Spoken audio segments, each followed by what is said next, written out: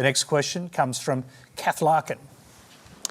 Hi, my question is also for Peterson, and while I very much stand with the women's advocates in the room, my question is sort of on a different topic.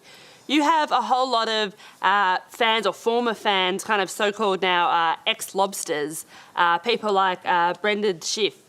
And a lot of these people talk about you have very simple answers to complex questions. You know, I think you often talk about individual responsibility over things that it's impossible for individuals to actually have responsibility over. You look at the extortionate housing market, the precarious gig economy, like things that are well out of our control. So I want to know, what is your answer to young people for some of the really big problems facing humanity, like the climate catastrophe, like economic crisis, like the precarious job market? Because I just don't, you talk all this much about individual responsibility. Most of us are never going to be able to afford to have all of these assets to have responsibility over. So what is your advice beyond banal comments like clean your room? Well, it's actually rather difficult to answer a question that ends with your comments are banal, politely.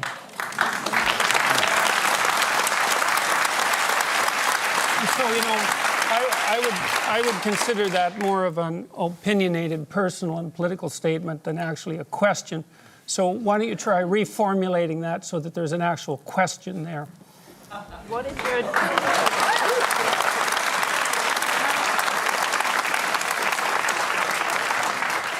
So what is your advice to young people when you talk about you need to be individually responsible, but when there are things that are so far out of our control, like climate catastrophe, like the precarious job economy, like the economic crisis, what is your answer to Do you think that you're worse off than you think that you're worse off than your grandparents?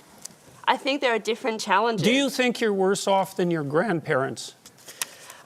Jordan, once again, we're not going to cross-examine our questioners.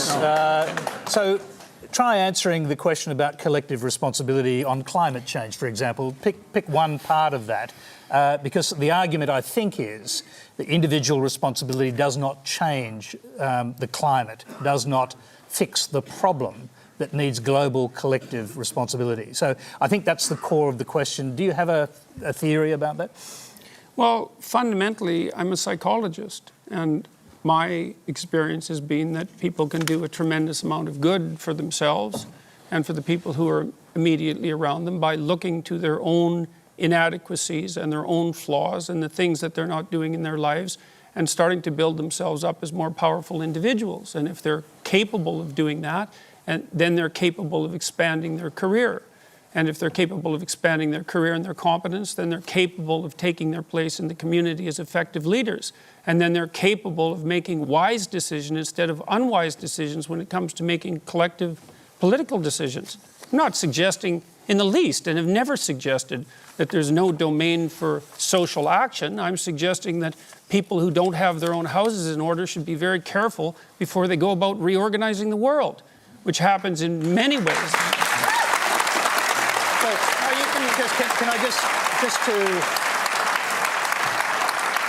if a young person believes that the climate, the global warming problem on the climate is something that needs to be tackled quickly, and they can't wait until they grow up and become prime ministers to do it, do you think collective responsibility overrides individual responsibility in a huge issue like that? No. Okay. I don't. I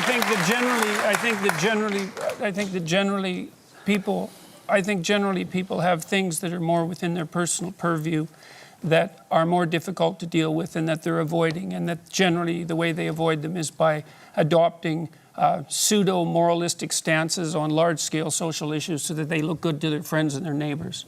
That's what it looks like. All right. Okay, Catherine.